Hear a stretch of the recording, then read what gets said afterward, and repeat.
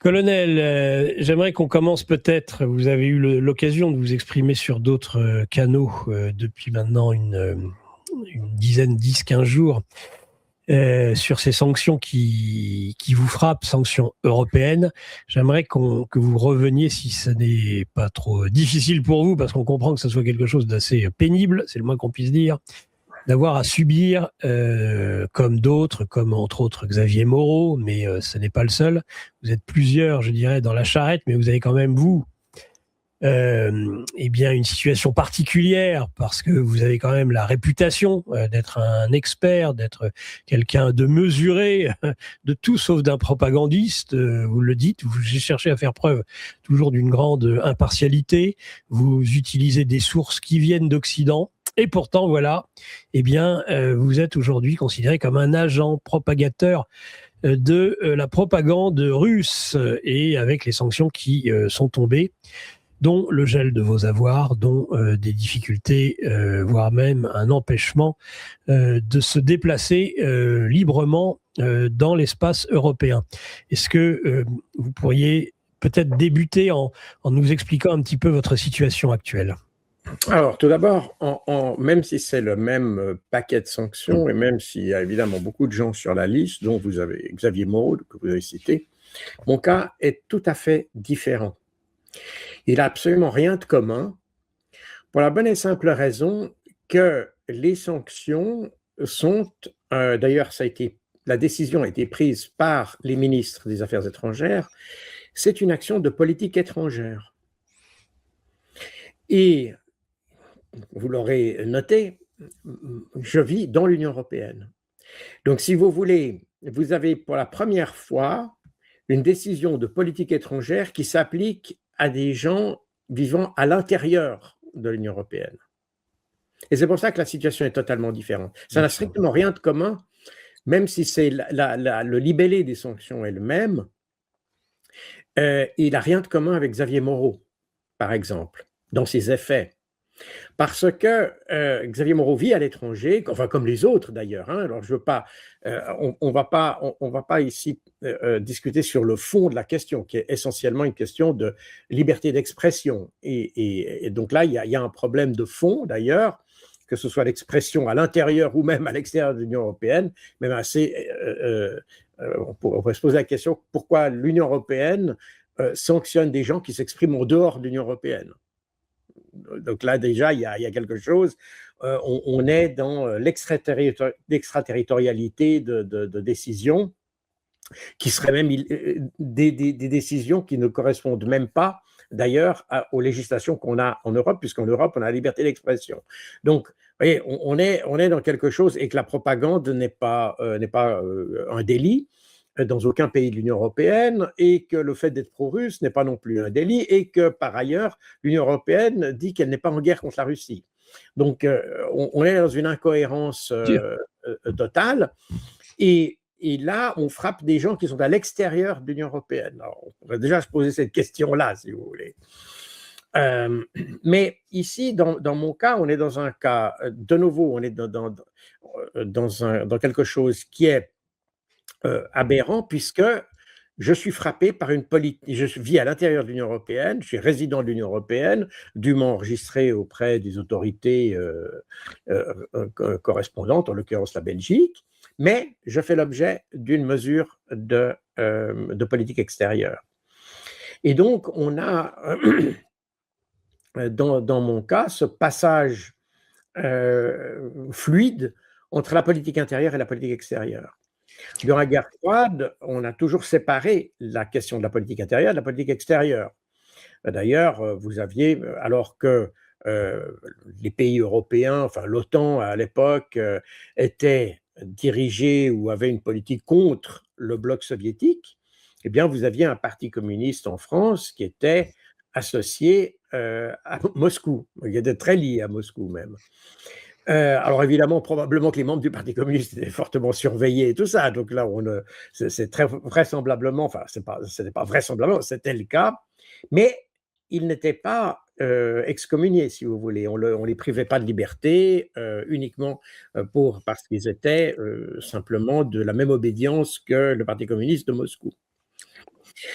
Donc, aujourd'hui, pendant la guerre froide, on faisait cette distinction de politique intérieure, politique extérieure. Et la force de l'Occident par rapport à l'Union soviétique, c'était précisément le fait d'avoir une politique intérieure qui autorisait la liberté. Si vous voulez, c'est la politique intérieure qui a fait la force de la politique extérieure de l'Occident durant la guerre froide. On n'avait pas besoin d'interdire. Vous pouviez acheter la Pravda dans les kiosques à Paris. Enfin, pas seulement à Paris, C'est d'ailleurs. vrai, tout à fait. Donc, pourquoi ce n'était pas interdit? Parce qu'on avait confiance dans notre système. On savait que notre système était meilleur. Et donc, on n'avait pas besoin d'imposer des protections supplémentaires. On n'était pas obligé d'avoir des mesures de censure et des choses comme ça. Or, ici, dans ce qu'on a aujourd'hui, on a d'abord, en fait, une preuve de faiblesse quelque part, puisque si on se sentait suffisamment fort, et si on sentait qu'on avait suffisamment raison, et si on sentait qu'on était suffisamment dans notre bon droit, on n'aurait pas besoin de censurer les voix qui sont discordantes. La censure est toujours une preuve de faiblesse. Alors, vous les avez évidemment, que vous ayez dans des pays en guerre, vous avez de la censure en Ukraine, vous avez de la censure en Russie. Ce sont des pays en guerre, la situation est un peu différente parce que là, vous avez automatiquement des vulnérabilités et des instabilités qui sont générées par le fait même qu'on soit en guerre. Donc, il est logique que de part et d'autre, on ait des censures. Je ne dis pas que c'est bien, mais je dis que ça peut très bien s'expliquer comme les deux pratiquent, par exemple, la propagande ou des choses comme ça. Voilà. Le problème ici, c'est que dans l'Union européenne, officiellement, nous ne sommes pas en guerre avec la Russie, mais on applique des mesures qui sont comme si on était en guerre avec elle. Et ça, c'est effectivement extrêmement dérangeant. Pour revenir à la question de la séparation entre la politique extérieure et la politique intérieure, le système soviétique, de nouveau, et je parle du système soviétique, protégeait le système et non pas un pays. N'est-ce pas? C'est pour ça que, par exemple, le KGB était à la fois un système, un organe de protection extérieure et un organe de protection intérieure. Le KGB travaillait sur les deux tableaux, comme aujourd'hui l'Union européenne, à vrai dire. C'est-à-dire qu'on applique des décisions de politique extérieure à la politique intérieure. Il y a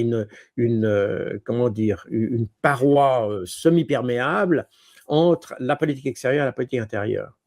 Et c'était le rôle du KGB. D'ailleurs, vous noterez qu'à la fin de la guerre froide, le KGB a été séparé. Maintenant, il y a un service pour le renseignement extérieur, un service pour le renseignement intérieur, enfin pour la sécurité extérieure et un service de la sécurité intérieure. Comme en France, typiquement, vous avez une direction pour la sécurité extérieure et une division pour la sécurité intérieure. Oui. Et qui obéissent à des règles différentes parce qu'on traite différemment un ennemi, comme je dis. Alors c'est un peu simpliste comme comparaison, mais ça parle aux gens. Quand vous faites la guerre à quelqu'un à l'extérieur du pays, vous avez le droit de le tuer, mais vous n'avez pas le droit de tuer quelqu'un à l'intérieur du pays, même si vous avez l'impression qu'il vous menace. Enfin, j'entends, de nouveau, je ne vais pas entrer dans tous les détails, légitime défense, on peut aller très loin, mais ce que je veux dire, c'est que il est parfaitement légitime de tuer des gens qui sont à l'extérieur dans une guerre, mais à l'intérieur, les règles, il y a d'autres règles qui s'appliquent, à moins qu'on soit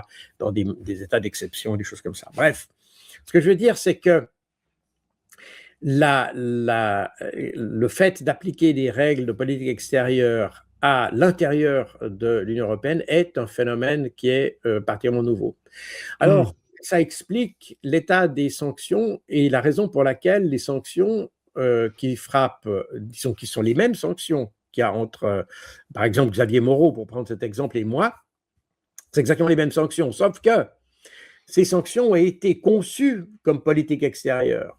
C'est-à-dire que, par exemple, pour prendre de nouveau, on ne va pas se focaliser, disons, quelqu'un qui est sur la même liste de sanctions que moi, disons, on ne va pas toujours prendre Xavier Moreau, mais quelqu'un qui est sur cette même liste de sanctions, eh bien, il vit à l'extérieur de l'Union européenne. Alors, s'il a des avoirs sur le territoire de l'Union européenne, ces avoirs seront gelés, enfin, avoirs financiers en tout cas. Et enfin, ce qui lui sert à faire de l'argent, en réalité, sera gelé. Donc, s'il a des comptes en banque, ils seront gelés. Mais comme il vit à l'extérieur, ma foi, il a des comptes en banque, en l'occurrence en Russie ou ailleurs, et donc il vit normalement en accédant à ses comptes bancaires et peut se nourrir normalement. Tandis que dans mon cas, comme je vis en Europe et que mes comptes bancaires sont en Europe et que j'ai plus accès à mes comptes en banque, par conséquent, je ne peux tout simplement rien acheter. Je ne peux pas retirer de l'argent, je ne peux pas faire des achats en ligne, je ne peux pas utiliser, en fait, mon compte est complètement bloqué. Ouais. Et ça va très loin puisque une personne... non, avant de dire ça, je vais vous dire autre chose, c'est-à-dire que mes comptes sont bloqués, mais comme corollaire de cette pénalisation, si vous voulez, ou de cette sanction, eh bien, on n'a pas le droit de me mettre à disposition des ressources. C'est-à-dire que si vous vouliez me donner de l'argent pour dire tu n'as pas accès à tes comptes, tu peux aller, tiens, voilà 100 balles pour aller acheter à manger, eh bien, vous seriez punissable pénalement. Ah. Voilà. Donc, voilà la situation. Alors, j'arrive à l'exemple que je vous ai. Hier, il y a une personne de Suisse qui a voulu me faire livrer de la nourriture à mon domicile. Oui. Donc, elle s'est adressée, elle a fait une commande à Carrefour, en Belgique, pour me livrer de la nourriture. Alors, il y avait, je sais pas, elle a pris de ce qui lui pensait judicieux, des pâtes, enfin, je ne sais pas quoi. Mais c'était de la nourriture. Eh bien, la transaction a été bloquée. Oh. La transaction a été bloquée, donc Carrefour Belgique m'interdit en réalité de m'alimenter puisque je n'ai pas accès. Je ne peux pas retirer de l'argent, je ne peux pas payer ma nourriture, donc voilà. Donc voilà où on en est. Et c'est pour ça que on est dans un système de sanctions qui n'est pas du tout adapté, qui n'est pas fait pour ça. On m'a appliqué une sanction qui n'était pas faite pour mon cas, en réalité. Alors, ça pose évidemment des questions de la prise de décision. Et c'est toujours ce que j'ai, d'ailleurs, pas condamné, parce que je n'ai pas de condamné, mais disons, ce que j'ai toujours critiqué en Occident, c'est la prise de décision. Alors, soit ils ne se sont pas aperçus, ils ont fait une erreur, ils n'ont pas réalisé que ça allait avoir des conséquences et puis ils m'ont mis sur la liste, alors ça c'est possible. Mais j'en doute parce que le gouvernement belge sait que je suis sur son territoire. Le gouvernement suisse qui a été consulté avant par la France, parce qu'apparemment c'est la France qui a mis mon nom sur la liste, et le gouvernement suisse savait que j'étais en Belgique, donc connaissait la situation. Et la France a des services de renseignement, et si j'imagine ils m'ont choisi parmi tous ceux qui font des discours soi-disant pro-russes ou je ne sais pas quoi, ça veut dire qu'ils ont des services de renseignement. Alors, les services de renseignement devaient savoir que j'habitais en Belgique. Donc, ils savaient que c'était… donc c'est délibéré. Ou alors, ça n'est pas délibéré, mais ça veut dire qu'on a pris la décision au doigt mouillé. Donc, dans tous les cas, on a une prise de décision qui montre d'ailleurs la faiblesse des décisions occidentales, mais qui se manifeste à tous les niveaux, et donc dont on voit aujourd'hui les effets à une échelle beaucoup plus grande, au niveau stratégique, parce que la situation, alors c'est grâce évidemment à la politique américaine qui a fait volte-face avec l'arrivée de Donald Trump, et qui a tout d'un coup mis en évidence que le narratif entrait en collision directe avec la réalité des faits, et puis on se trouve aujourd'hui dans cette situation un peu bizarre de plans de paix qui n'en sont pas, etc. Enfin bref, on ne va pas entrer dans cette discussion aujourd'hui, mais qui montre que les mécanismes de décision qu'on a en Europe ont été considérablement dégradés depuis ceux que j'ai connus de très près, d'ailleurs, durant la guerre froide, où on avait des décisions qui étaient finalement plus intelligentes au sens premier du terme, c'est-à-dire c'était des décisions qu'on prenait en toute connaissance de cause avec une meilleure intelligence de la situation. Aujourd'hui, on les prend de manière extrêmement émotionnelle, on essaye de punir, et c'est valable d'ailleurs pour tout le monde, hein, on punit plus qu'on essaye d'arranger les bidons. C'est typiquement, je me rappelle un ancien camarade d'ailleurs qui était ambassadeur de Suisse à Kiev jusqu'en 2024, jusqu'à l'année passée, qui disait on va pas négocier avec les Russes parce que ce serait récompenser l'agression. Vous voyez, donc ça veut dire qu'en réalité, on est dans une logique de punitive. On n'est pas dans la logique de résoudre le problème, on veut punir. Voilà. Et peu importe ce que ça coûte d'ailleurs à l'Ukraine. Alors que typiquement, les États-Unis ont aussi pratiqué les guerres d'agression, mais on continue à parler avec eux. Donc, pour eux, c'est pas récompenser l'agression quand on leur parle. Mais avec la Russie, c'est récompenser l'agression. Vous voyez, on est dans ce genre d'incohérence, et ce sont ces incohérences-là qui, en réalité, viennent du processus de décision, qui est aujourd'hui un processus de décision qui est totalement passionnel, qui est dans l'émotion, qui n'est pas dans la raison. Et ça explique pourquoi d'ailleurs on est arrivé là, parce que si on avait pris le problème en amont, eh bien probablement qu'on n'aurait même jamais eu le début de l'opération militaire spéciale, parce que tout simplement on aurait pu régler les problèmes en amont. Mais bref, ce n'est pas le sujet de la discussion aujourd'hui. Ce qui est intéressant ici, c'est de voir qu'on a des décisions qui sont en réalité inadaptées à la situation, et c'est mon cas. Et donc, je suis aujourd'hui au cœur du problème. Et alors, la problématique de ça, c'est que, et ça c'est très intéressant parce que les Allemands l'ont perçu, en Italie on l'a perçu un peu partout d'ailleurs, parce que j'ai des échos qui viennent de politiciens vraiment de toute l'Europe, hein, littéralement, beaucoup en Allemagne, mais de toute l'Europe, excepté la France. La France est le seul pays où apparemment les questions de la liberté n'est pas du tout un problème. Et c'est d'autant plus intéressant que, comme me l'a dit un parlementaire allemand, il m'a dit si on accepte votre cas, alors on accepte que n'importe qui dans l'Union européenne puisse être condamné sans aucun procès. Parce que, de nouveau, après, il y a la procédure. Une sorte de lettre de cachet. Alors, la procédure, lettre de cachet, ça c'est ce qu'on avait à l'ancien régime. Mais ici, on a quelque chose qui est un peu particulier. Donc, d'abord, je n'ai enfreint aucune loi. Il n'y a aucune règles que j'ai enfreintes de quelque manière que ce soit, et qui sont encore moins problématiques du fait que l'Union européenne n'est pas en guerre contre la Russie. On serait en guerre, le problème serait probablement un peu différent, mais on n'est pas en guerre.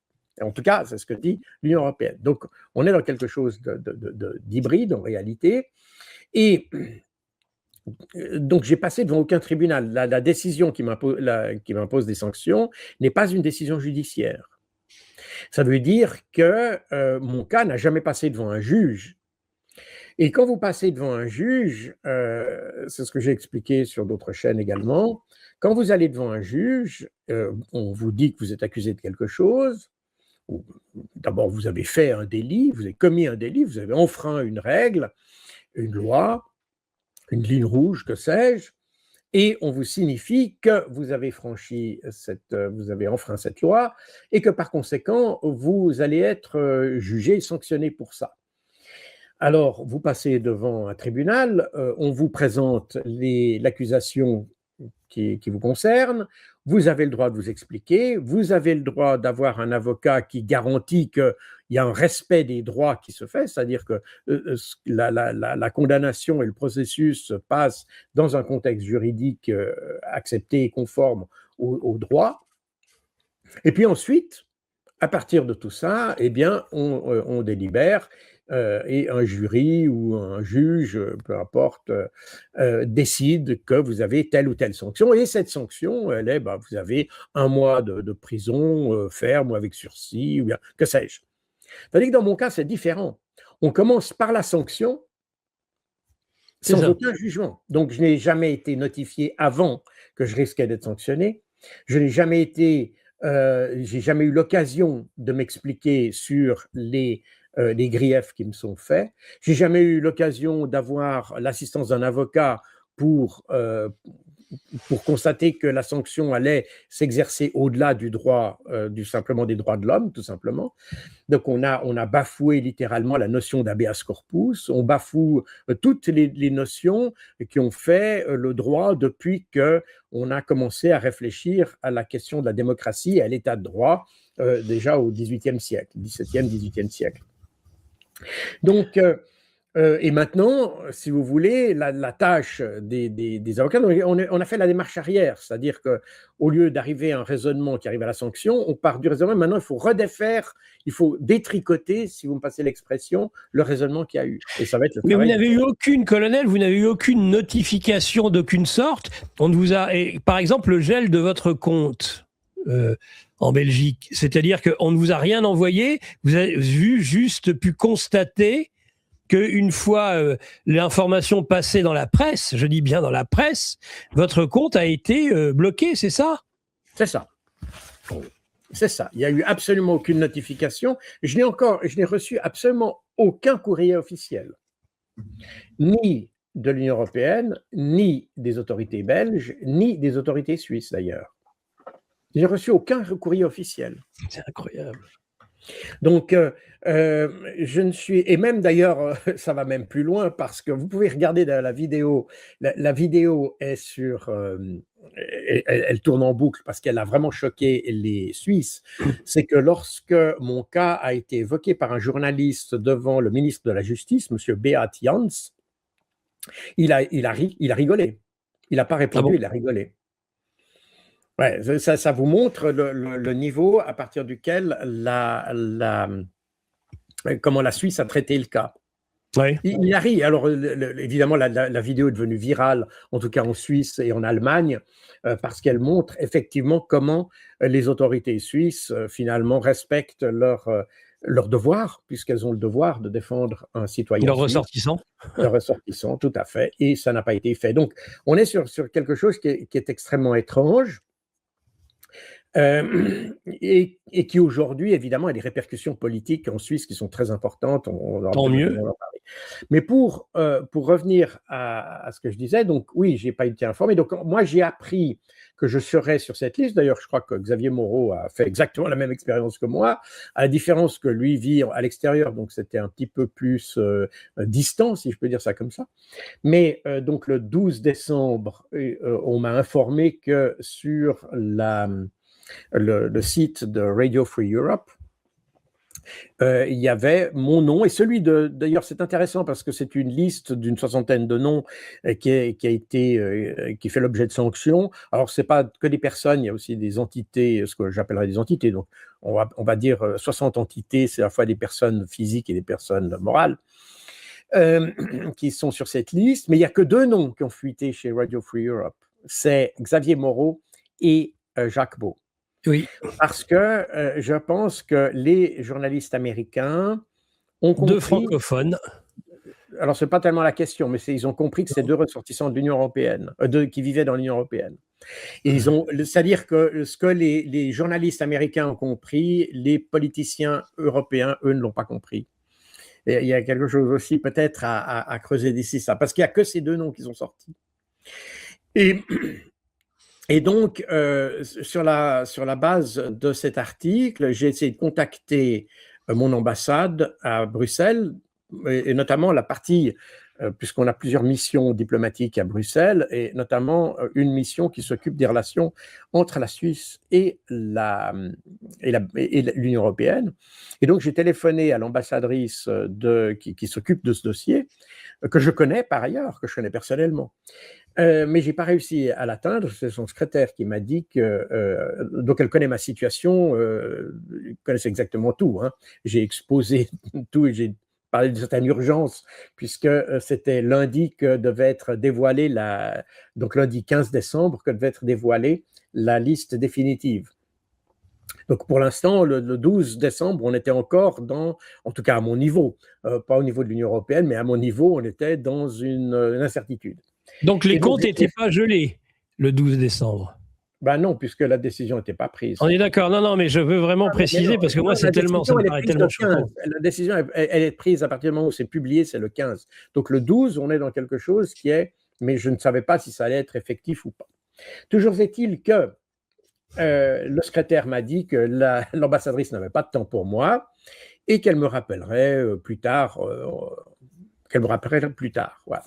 Or, inutile de vous dire que maintenant, ça fait pratiquement 15 jours, enfin plus de 15 jours, à vrai dire, et elle ne m'a toujours pas rappelé. Mais bon, voilà. Elle a autre chose à faire, cette brave dame, faut-il croire. Oui. Bref, de plus important. Toujours est-il que donc, j'ai le 15 décembre, la décision est devenue officielle et à partir de ce moment-là, elle est exécutoire. Elle est exécutoire, mais vous voyez, ce qui est intéressant, c'est qu'il n'y a pas de notification. De nouveau, on est dans quelque chose de politique étrangère pour des gens qui vivent à l'extérieur de l'Union européenne. Par conséquent, c'est des mesures qui pourraient être prises pour des terroristes et des gens comme ça. Alors, les gens de l'État islamique, vous n'allez pas lui envoyer une lettre, une notification officielle avec un huissier quelque part en Syrie. C'est vrai. Voilà. C'est la logique du système. C'est pas complètement illogique. Le tout, c'est que, comme je l'ai dit, ça devient incohérent dans la mesure où c'est une mesure politique étrangère qui est appliquée à l'intérieur de l'Union européenne. Et du coup, ça devient incohérent. Et c'est la publication qui fait foi, et à partir de la date de publication, eh bien, les États membres sont priés d'appliquer les mesures. Il y a un certain nombre de mesures qui ont été définies dans un règlement qui date du 8 octobre 2024 et qui définit les différentes mesures à prendre, le gel des comptes, etc., etc. Donc, on est exactement dans ce scénario-là, qui est un scénario qui a été conçu pour un autre cas de figure, mais dont je suis la victime aujourd'hui. Alors, la problématique ici, c'est, comme je l'ai dit tout à l'heure, c'est que, d'abord, on condamne effectivement la liberté d'opinion, puisqu'il n'y a aucun délit qui m'est reproché, en réalité. Et même les allégations qui sont faites sont fausses, évidemment. Enfin bref, on ne va pas entrer dans tous les détails. Mais au-delà de ça, ça veut dire que n'importe quel citoyen de l'Union européenne peut être placé sous une sanction qui gèle complètement ses comptes et qui interdit même qu'on lui vienne en aide. Et ça, c'est un élément extrêmement important. Les gens qui me viendraient en aide dans l'Union européenne sont punissables. Et ceux qui essayeraient de m'aider depuis l'extérieur de l'Union européenne, c'est le cas de la personne que j'ai évoquée tout à l'heure, eh bien, les transactions sont bloquées. Alors, ces comptes ne sont pas bloqués, bien sûr, puisque en Suisse, la Suisse n'applique pas les sanctions contre moi. Mais ma vie est en Belgique, je veux dire, par là, mes meubles sont ici, voilà. Donc, si vous voulez, je pourrais me nourrir en Suisse, mais pas y vivre, et en Belgique, je peux vivre, mais pas me nourrir. Encore qu'il faudrait régler le dilemme de vivre sans manger, ce qui est ce qui est un problème. Excusez-moi, c'est nerveux. C'est la problématique à laquelle je fais face. Voilà. Parce que donc, on est bien d'accord que ça s'applique au réseau bancaire de l'Union européenne. En Suisse, vous auriez un compte bancaire où vous feriez de la décentralisation financière quelconque, vous pourriez récupérer vos... Non, je ne peux pas utiliser mes comptes ici pour la bonne et simple raison que, je rappelle, l'idée, c'est de pas me mettre à disposition de ressources. Or, quand on vous fait une transaction bancaire, elle passe par des banques de clearing qui sont en Europe, et ces banques de clearing n'ont pas le droit de me mettre à disposition des ressources. Par conséquent, les paiements sont bloqués. Vous voyez, si je voulais acheter de la nourriture avec une carte bancaire suisse, je ne peux pas. Quand bien même mes comptes ne sont pas bloqués en Suisse. Non, mais là, oui, donc c'est un système implacable. Ben, c'est un système qui est très proche de ce qu'on avait en Union soviétique. À vrai dire, non, c'est même pas ça. J'ai un journaliste allemand. Alors, les Allemands ont réagi très très vite à ça. Très rapidement, les Allemands. Mais c'est intéressant parce que même les journaux mainstream en Allemagne ont réagi à ça. Parce qu'ils ont très bien vu le danger. D'abord, eux connaissent le problème de la dictature. Et donc, il y a un journaliste qui m'a contacté, qui est d'origine est-allemande, donc qui a grandi en Allemagne de l'Est, et il m'a dit, vous êtes dans un système, l'Union européenne est devenue un système qui est proche de ce qu'on avait en Allemagne de l'Est, avec la différence, c'est qu'en Allemagne de l'Est, on avertissait les gens avant. En plus. Donc, on est devenu même pire que les systèmes qu'on essaye de combattre, etc. Et ça, et j'ai parlé de l'analogie du KGB tout à l'heure, qui travaille à la fois sur la politique intérieure et à la fois sur la politique extérieure. Et on est exactement dans le même cas aujourd'hui. On a un mécanisme de sanctions et de répression qui s'étend de la politique extérieure à la politique intérieure de manière continue, puisque c'est exactement les mêmes règles qui me sont appliquées. Donc, on est exactement, on est dans effectivement une sorte de soviétisation de la politique européenne. Et c'est ça qui inquiète énormément les gens. D'ailleurs, c'est assez intéressant de voir que, comme j'ai dit tout à l'heure, je fais partie d'une liste d'une soixantaine de personnes. Je ne me rappelle plus combien est là. Je me suis arrêté, moi je suis le numéro 57. Alors, je me suis arrêté à ça, je n'ai pas regardé qui était ailleurs. 58e. Il y a un 58e sans aucun doute, mais donc je dis une soixantaine à peu près. Mais alors, ce qui est intéressant, c'est que par exemple au Parlement allemand, donc au Bundestag, il y a un journaliste qui a posé la question et qui a demandé au gouvernement allemand pourquoi il avait accepté mon nom sur la liste. Il n'a pas cité personne des 60 personnes. Il a cité que mon nom. Il a dit pourquoi Jacques Rau. Et d'ailleurs, la réponse alors du gouvernement allemand est aussi intéressante parce que ils ont dit non, bon, on s'en est pas aperçu, mais on est convaincu que c'était justifié. On est convaincu que c'était justifié. Donc, ils ne savent pas, ils n'avaient aucune idée des implications, mais ils sont simplement convaincus que c'était justifié. Voilà la justification du gouvernement allemand. Et vous pouvez voir, la vidéo, elle est aussi, elle a été virale en Allemagne. Mais c'est intéressant de voir, ce qui est intéressant dans la réponse est intéressante parce qu'elle montre qu'effectivement, on a des gens qui décident au doigt mouillé, littéralement. Mais en plus de ça, on a le journaliste a posé la question que sur mon nom. Parce que de nouveau, de même que les journalistes américains avaient très bien compris qu'il y avait quelque chose de bizarre dans cette liste, les journalistes allemands sont aperçus que l'anomalie dans cette liste, c'était moi. Les autres, de nouveau, si on parle au niveau des droits de l'homme, etc., les 60 sont dans une anomalie, si vous voulez.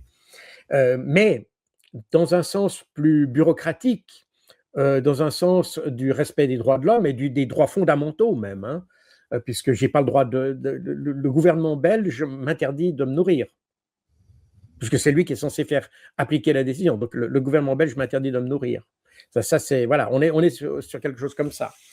Donc ça, les Allemands l'avaient très bien, les journalistes allemands l'avaient très bien compris. Et c'est ça qui a fait qu'en Allemagne, mon cas a été beaucoup plus médiatisé qu'en France, par exemple. Alors bon, en France, la notion de démocratie est une notion qui est très relative. Oui, enfin, j'ai toujours dit que vu de la Suisse, la France n'a de démocratie que le nom. Enfin, c'est une monarchie élective, c'est tout. C'est pas, on n'a aucun des éléments de la démocratie à part l'élection du président. Mais en gros, on voit très bien que quand il y a des décisions qui se prennent, elles se font dans une petite coterie qui n'a rien à voir avec ce que veut le peuple. Donc, on est dans un système oui, qui n'a de démocratie que le nom. En Suisse, la notion de démocratie est beaucoup plus, comment dire, beaucoup mieux, comment dire, plus profondément perçue dans la population. Les gens sont très attachés aux droits démocratiques, beaucoup plus qu'ils le sont en France. Ils sont beaucoup plus attachés au droit de pouvoir prendre des décisions au niveau local, au niveau national, etc. Et par conséquent, c'est une chose qui, disons, ces sanctions ont frappé passablement. Alors, il y a les médias mainstream ont essayé, notamment dans la partie francophone. C'est aussi intéressant de voir qu'il y a une différence entre la partie francophone en Suisse et la partie alémanique. Dans la partie francophone, il y a des journalistes, d'ailleurs, des journalistes de la Tribune de Genève. Vous jugerez bon ou non de continuer à vous abonner à la Tribune de Genève, mais il y a un journaliste de la Tribune de Genève qui a dit que c'était bien fait, que les sanctions c'était bien fait pour moi. Voilà. Voilà. Ils en subiront les conséquences politiques parce qu'il y a en Suisse justement ce qui n'est pas du tout le cas de la France avec Xavier Moreau par exemple qui lui est franco-russe de réaction de celle que vous connaissez en Suisse et qui montre quand même que même si la démocratie en Suisse souffre, elle tient là où en France elle a été totalement éradiquée. La culture démocratique. Ce qui se passe, c'est qu'il y a aussi d'autres phénomènes qui entrent en ligne de compte, c'est que actuellement, le gouvernement suisse est plutôt dans un centre, disons, voilà, parce qu'on est toujours des gouvernements de coalition. Et comme vous le savez, en Suisse, on n'a pas de président. On n'a pas de Premier ministre non plus. La Suisse est gouvernée par un collège. Donc, si vous voulez, c'est le Conseil des ministres. Ils sont 7, et c'est un nombre invariable qui est fixé par la Constitution. Ils sont les 7 ministres qui gouvernent ensemble. Et parmi ces 7 ministres, il y a une répartition fixée. Elle n'est pas fixée par la loi, parce qu'elle répond évidemment aux tendances de la population, mais en gros, il y a une répartition entre la gauche et la droite. Si vous voulez, on a un gouvernement de coalition et qui prend tout l'éventail politique, on peut dire ça comme ça. Et dans ce gouvernement, aujourd'hui, il est plutôt de centre droit, centre, oui, on va dire centre, parce que évidemment, voilà. Et le gouvernement serait intéressé à se rapprocher de l'Union européenne. Oui. Et donc, mon cas vient comme pain béni pour les partis qui sont opposés à tout rapprochement avec l'Union européenne. Dont l'UDC, bien sûr. Voilà, c'est l'UDC en particulier, c'est le parti, on pourrait l'appeler, serait l'équivalent de souverainiste, mais la notion de souverainiste n'existe pas vraiment en Suisse, parce qu'on n'a pas de problème de souveraineté. J'attends, c'est pas qu'on n'a pas de problème de souveraineté, mais on l'a pas comme en France, puisque en France, vous en avez plus. En Suisse, on l'a encore. Donc, la notion de souverainiste est très différente en Suisse. Mais bref, c'est la même idée, c'est-à-dire que l'idée, d'ailleurs en Suisse, la notion de souveraineté est liée au peuple, pas au gouvernement. Vous voyez, quand on parle de souveraineté, j'y arriverai, en France, eh bien, on parle du gouvernement français plus qu'autre chose. Tandis que quand on parle de souveraineté en Suisse, on parle du peuple. Parce que selon la Constitution, c'est le peuple qui est souverain, pas autre chose. Et par conséquent, et c'est la raison pour laquelle on est obligé de poser la question au peuple pour prendre des décisions. C'est pour ça qu'on a tous les 3 mois des référendums en Suisse sur tous les sujets à la fois locaux, cantonaux, ce serait l'équivalent des départements en France, si vous voulez, donc local, commune, cantonaux, l'équivalent des départements, et puis fédéral, ce qui est de niveau national. Et tous les 3 mois, les citoyens suisses se prononcent sur, alors le nombre peut varier, mais grosso modo, il y a une dizaine d'objets à chaque niveau qui sont proposés au vote pour les citoyens et puis où ils doivent dire oui ou non à ces projets. Ils reçoivent d'ailleurs ces votes, ils reçoivent toute une documentation par décision. Et c'est des petits livres hein, que chaque citoyen reçoit tous les 3 mois qui explique les enjeux, les enjeux pour le parti X, le parti Y, etc., les différents points de vue, les recommandations du gouvernement, et les recommandations des différents partis. Donc, on est sur une information assez exhaustive qui demande d'ailleurs une énorme logistique. C'est pas comme d'ailleurs en France, quelquefois, on pense le référendum d'initiative citoyenne, on pose la question à la cantonade et puis les gens répondent. En Suisse, c'est une chose qui est considérée, qui est beaucoup plus, assez amusant d'ailleurs qu'en France, cette notion de référendum est vue de manière extrêmement simpliste d'ailleurs, même pour ceux qui en sont partisans. Toujours été très surpris de voir que vous avez de la peine à comprendre ça, et puis c'est pour ça d'ailleurs que en France, on dit oui, non, mais les gens ne seront pas capables de répondre à la question, donc il faut des questions très simples, et puis les gens… Pas de questions du tout, c'est mieux. Alors, bon, ça c'est autre chose, mais ce que je veux dire, quand les partisans du référendum d'initiative citoyenne en France disent que le peuple n'est pas suffisamment mûr, etc. Alors en Suisse, d'abord, on a un système d'éducation qui fait que les gens sont capables de comprendre, et puis on leur donne des explications. Chaque projet est détaillé, donc il reçoit une explication, parce que par exemple, on vote peut-être pour l'achat d'un avion de combat, par exemple, ou bien on vote pour un grand projet de tunnel, ou bien, etc. Et donc, chaque citoyen reçoit une documentation complète qui donne les avantages économiques, pourquoi plutôt oui, pourquoi plutôt non, pourquoi tel parti est pour, pourquoi tel parti est contre, quels sont les enjeux financiers, quelles sont les incidences sur les impôts à long terme, etc., etc. Donc tout ça est expliqué aux citoyens. Donc c'est pas des questions qu'on pose comme ça à la cantonade et puis les gens répondent par oui ou par non. Il y a eu quelquefois c'est assez… Quand j'entends les débats sur la question en France, je suis très surpris de voir d'ailleurs la profonde méconnaissance, même de ceux qui parlent de référendum en France, une extraordinaire méconnaissance de ce que ça implique en tant qu'éducation, mais aussi en tant que travail d'éducation démocratique, si vous voulez. Les gens, en Suisse, ils répondent pas à la cantonade sur 10 objets différents. Il y a des questions extrêmement complexes qui se posent, économiques, souvent, etc. Et tout ça vient dans la documentation qui précède le vote, donc ou le référendum, tous les 3 mois. Donc, et ça vient de la Constitution qui dit que le peuple est souverain. Alors qu'en France, on délègue cette souveraineté au président de la République. Et par conséquent, quand on parle de souveraineté, on parle souvent de l'indépendance du gouvernement. Alors qu'en Suisse, quand on parle de souveraineté, on parle d'indépendance du peuple. Et ça donne une dimension très différente de notre compréhension de la démocratie.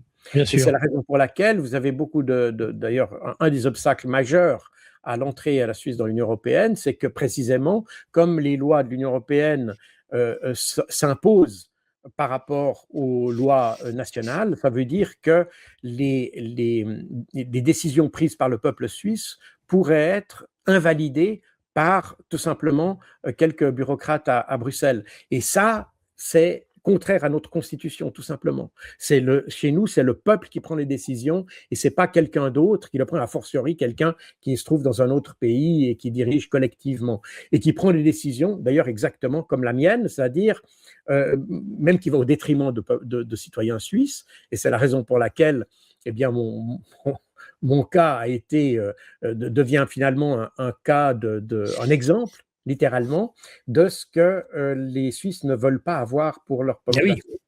Voilà. Avec en effet ce référendum envisageable sur les normes européennes et les normes suisses qui tardent parce que le pouvoir en place sait qu'il n'est pas acquis quant au vote. Alors, C'est cette situation tout de même, en effet, vous le dites, rappelle ce que l'on a pu connaître à l'époque de l'Union soviétique, empire, puisque, comme vous l'expliquez, eh bien, ça va au-delà de ce de ce qu'étaient les mécanismes en Allemagne de l'Est. Quels sont maintenant vos objectifs? Vous allez donc il y a comme vous le dites, d'abord il y a une décision administrative et ensuite eh bien il faut rester devant la justice pour obtenir bien soit réparation, soit en tout cas aménagement de la sanction. Quelle va être votre actualité, si j'ose dire, judiciaire et contentieuse à venir maintenant? Alors, je ne veux pas trop m'exprimer sur cette question parce qu'il y a Ouais. manifestement aujourd'hui il y a différents éléments qui entrent en ligne de compte. D'abord, il y a l'action il va y avoir d'abord l'idée, c'est pas d'aménagement de la peine parce que c'est tout simplement le retrait de mon nom de la liste, point barre. C'est ça qui est l'objectif. Donc, il y a un mécanisme, si vous voulez, il faut refaire la mécanique inverse, si vous voulez, et ça Ouais. va être l'affaire des avocats. Je ne veux pas trop m'exprimer D'accord. là-dessus parce que c'est l'affaire des avocats. Et puis, il y aura peut-être aussi un processus politique parce que de nouveau, de nouveau, des Allemands m'ont dit que, alors maintenant, on est dans une période un peu creuse puisqu'on est dans les fêtes de fin d'année et puis que le Oui, Parlement tout européen est s'arrête. fermé, etc. Donc, On appelle la trêve des confiseurs. Ouais. on est un peu dans une période inactive politiquement. Mais les Allemands veulent revenir à la charge là-dessus parce que ils ont exactement pour la raison que j'ai évoquée tout à l'heure, c'est-à-dire que si mon cas est entériné, ça veut dire que pratiquement l'Europe a abandonné la notion de droit de l'homme d'une certaine manière et que mon cas doit être un cas d'école, si vous voulez. Et on m'a dit très clairement que mon cas devenait actuellement, on veut faire de mon cas un précédent pour éviter que les dérives de l'Union européenne. Alors, il y a une action qui va se faire au niveau de la politique européenne. Par ailleurs, en Suisse, eh bien, de nouveau, la pression monte contre le gouvernement parce qu'il n'a rien fait et qu'il n'a rien fait parce qu'il n'a pas compris les enjeux de ce qui se passait. Et par conséquent, on pourrait, de nouveau, je ne sais pas ce qui se fait, puisque, comme je l'ai dit, je n'ai pas d'informations officielles. J'ai eu, la semaine passée, après que j'ai dit dans une interview que mon gouvernement ne m'avait pas rappelé, que ce que j'ai dit tout à l'heure d'ailleurs, que l'ambassadrice en question ne m'avait pas rappelé après que j'ai essayé de prendre contact avec l'ambassade. Après que j'ai dit ça, je pense que notre ambassade de La Haye, qui est responsable comment dire, de la protection consulaire pour les citoyens suisses vivant dans le Benelux, notre ambassade de La Haye m'a appelé pour me dire pour me donner des liens avec, avec les liens qui conduisent au site qui parle des sanctions de l'Union européenne. Voilà, donc, ça n'a pas été une information. Donc, une semaine après, ils ont essayé, parce qu'évidemment, dans la presse, ça a choqué tout le monde de voir que même le gouvernement n'avait absolument pas pris contact avec moi, malgré le fait que j'ai essayé de prendre contact avec eux.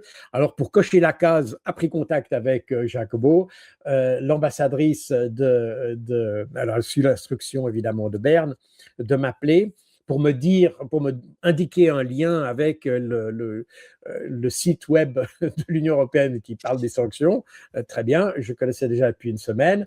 Et puis le lendemain, elle m'a rappelé pour me dire pour m'expliquer ce que je n'avais pas le droit de faire dans l'Union européenne. Alors, bon, ça, je le savais déjà depuis une semaine également. Donc, en réalité, ils ont été totalement inutiles, mais ils ont essayé de cocher la case pour éviter que je puisse dire que je n'étais pas en contact avec, ou que mon pays n'était pas en contact avec moi. Voilà, en gros, c'est ça. Là, on est sur un simple réflexe bureaucratique, mais il n'y a absolument aucune substance. À part ça, je ne sais pas du tout ce que la Suisse fait. S'il y a des démarches diplomatiques qui sont faites, s'il y a un dialogue entre la Suisse et l'Union européenne concernant mon cas, j'en ai absolument aucune idée. Donc voilà, on est dans une situation où le ministre de la Justice en Suisse, comme je dis, il fait partie du Conseil des ministres, donc il fait partie de ceux qui ont décidé ou qui ont entériné mon cas, si vous voulez. Il se marre quand on lui pose la question qu'il me pose. Regardez la vidéo, elle est sidérante. En Suisse, ça a beaucoup choqué les gens. Oui. Parce qu'en Suisse, on n'a pas l'habitude, on a une structure de société qui est beaucoup plus plate qu'en France. En France, en réalité, vous avez les mêmes structures qu'il y avait. La seule différence, c'est que vous élisez le roi, quoi, en clair. Mais c'est la même pyramide, si vous voulez, avec les mêmes castes qui se donnent des noms différents, mais vous avez une petite noblesse qui tourne, c'est les coteries qui prennent des décisions à Bruxelles, à Paris, pardon. Et vous voyez d'ailleurs que quel que soit le parti, on est dans le bonnet blanc, blanc bonnet. Donc voilà, on est dans ce... Et puis après, vous avez le peuple. Mais on est sur une pyramide qui est assez pointue, si vous voulez, en France. Alors qu'en Suisse, la pyramide est très plate.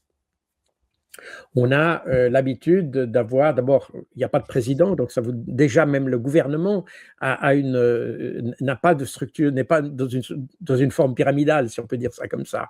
Il n'y a pas un président, un premier ministre qui préside un conseil des ministres, etc. Non, on a 7 personnes qui gouvernent collégialement. Donc la pyramide est extrêmement plate. En plus, c'est un petit pays, donc les gens, il n'était pas rare, peut-être maintenant ça a changé parce que il y a un peu plus de soucis de sécurité, etc. Mais je me rappelle quand je vivais encore à Berne, Oui. je prenais le tram avec mon ministre pour aller au bureau. Ouais, c'était, voilà, Oui. le ministre était dans le tram avec Oui, tout le monde, et puis il n'était pas rare d'ailleurs de voir un de nos ministres, enfin un conseiller fédéral, puisque c'est comme ça qu'il s'appelle, c'est ça. qui fait partie du gouvernement, aller faire ses courses entre midi et 2 heures dans la ville de Berne. Donc et l'accès au palais fédéral est un accès qui était libre. Aujourd'hui, il est un peu plus sécurisé parce que pour des raisons de sécurité, avec les menaces terroristes, ce genre de choses. Mais sinon, là, l'accès au palais fédéral était libre. Vous pouviez entrer, quand j'étais gamin, d'ailleurs, le palais fédéral est de plein pied sur la place fédérale à Berne. Vous pouviez y entrer tout à fait librement et aller voir, il fallait vous annoncer pour aller voir un ministre, mais en gros, c'était extrêmement simple, c'est extrêmement bon enfant. Et donc, ça vous explique, et ça reste encore dans l'esprit de beaucoup de Suisses. On a cette démocratie avec un gouvernement, des parlementaires qui sont relativement proches du peuple. Alors ça a un peu changé ces dernières années, il faut le dire. On a des élites qui ressemblent de plus en plus aux vôtres, Oui. ce qui, à mon avis, n'est pas une qualité. Parce que c'est souvent des gens qui n'ont pas réussi dans le privé, si vous me passez l'expression. Autrefois, les politiciens étaient des gens qui étaient parmi les meilleurs. Aujourd'hui, dans tous les partis, on a de la peine à trouver des candidats. D'ailleurs, vous avez un peu le même phénomène en France. Hein. Totalement. C'est Totalement. pour ça que vous êtes, quand on choisit un président, il faut choisir entre la peste et le choléra. Parce que autrefois, et c'est en Suisse, alors c'était très marqué, on avait des personnalités qui avaient des vrais talents de politiciens, si vous voulez. Aujourd'hui, les partis politiques peinent à trouver des candidats. Résultat des courses, on finit par élire un peu tout et n'importe qui. Et on coche des cases, à vrai dire, c'est tout.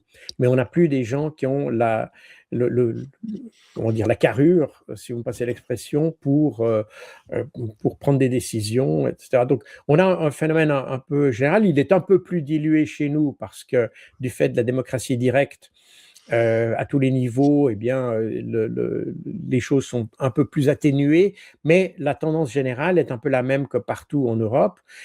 Les politiciens sont brocardés un peu partout. Finalement, vous avez intérêt à être directeur d'une grande entreprise, vous gagnez 1 million de francs suisses par mois, et puis personne ne parle de vous dans les journaux.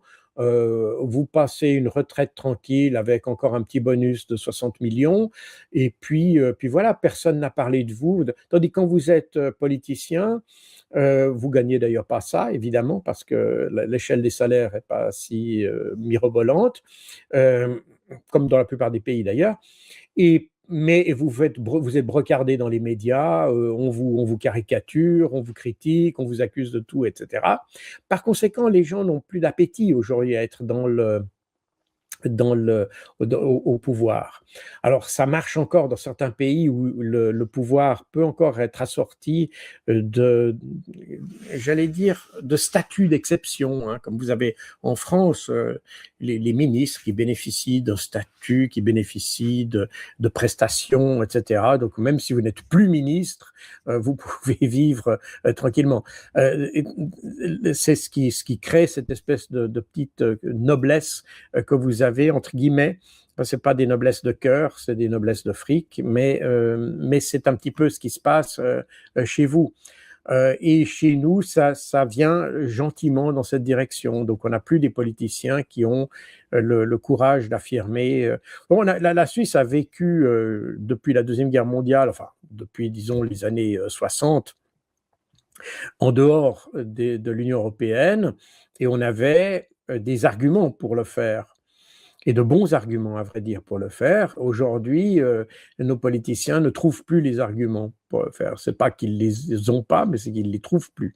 Et par conséquent, on est sur une sorte comment dire, on a une démocratie qui tend à perdre ses couleurs, voilà, qui pâlit.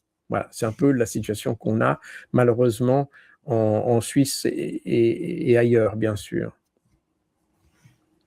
Est-ce que ces sanctions, en plus, alors je suppose, n'ont pas de délai dans le temps, elles sont éternelles? Alors oui, bien sûr, oui, on a parlé évidemment que des sanctions financières, donc évidemment, je n'ai pas accès à mes comptes en banque. Comme on l'a dit, mes comptes en banque en Suisse ne sont pas gelés, mais je n'y ai pas accès à cause des mécanismes de paiement clearing qui m'en interdisent. Mais c'est assorti, alors, et c'est là qu'on voit, de nouveau, je vous ai dit que les sanctions sont une politique extérieure et pas de politique intérieure, puisque le libellé d'ailleurs des sanctions m'interdisent d'entrer dans l'Union européenne. Vous voyez? Donc, oui, alors que vous y êtes. m'interdit à entrer. Donc, c'est effectivement fait pour quelqu'un qui vit à l'extérieur de l'Union européenne. C'est ça. Mais sinon, c'est un bannissement. Sinon, c'est un bannissement. Alors, on peut vous bannir. Le fait est que, j'aime pas ces termes trop simplificateurs, mais... Ah non, mais c'est fait sciemment, c'est parce que quelque part, ça s'y apparente. Oui, les conséquences sont celles-là, mais de nouveau, j'aime pas... Je suis toujours prudent avec les termes, aussi bien quand je parle du conflit russe que quand je parle de ma propre situation. Vous me permettez d'utiliser des termes qui sont un peu plus, comment dire, plus adéquats. Donc, du fait que la sanction m'a été appliquée alors que j'étais à l'intérieur de l'Union européenne, oui. Évidemment que je peux plus y entrer puisque j'y suis déjà. Alors là, il y a une jurisprudence qui m'interdit par contre de voyager dans l'Union européenne.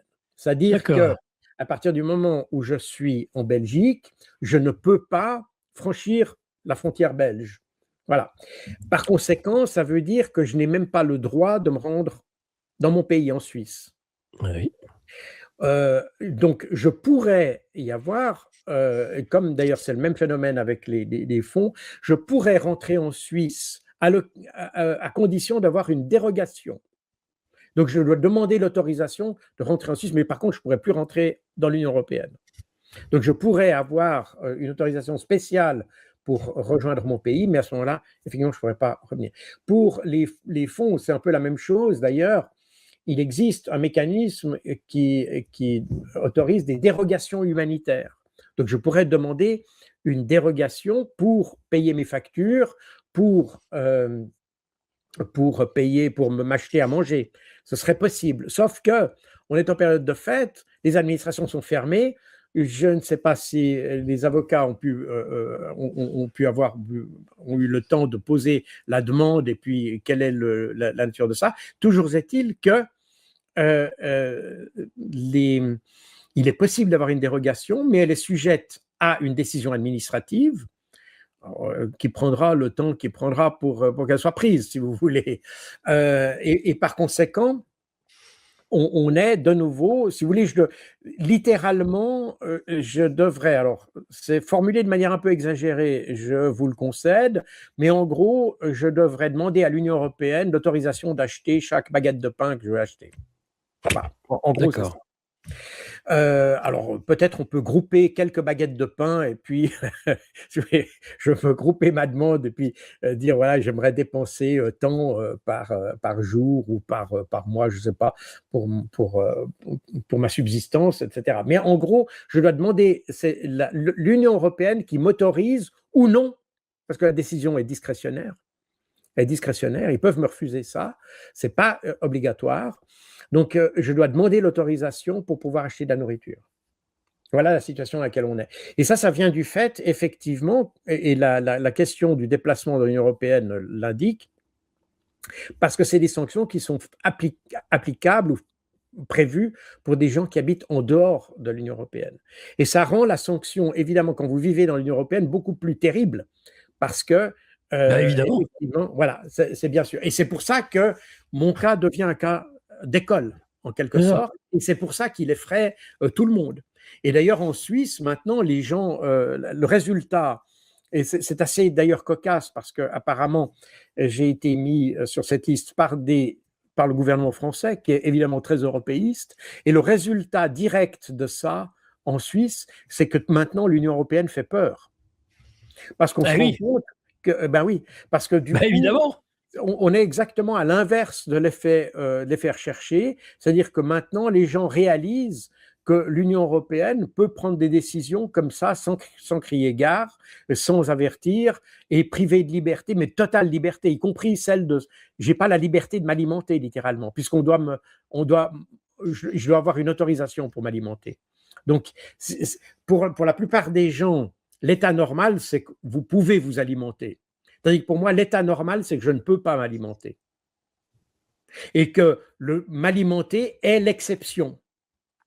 Alors que pour le commun des mortels, ne pas manger, ça devrait être, alors pour beaucoup de gens, malheureusement, c'est un état normal, mais si vous voulez, ne pas manger, c'est l'état anormal.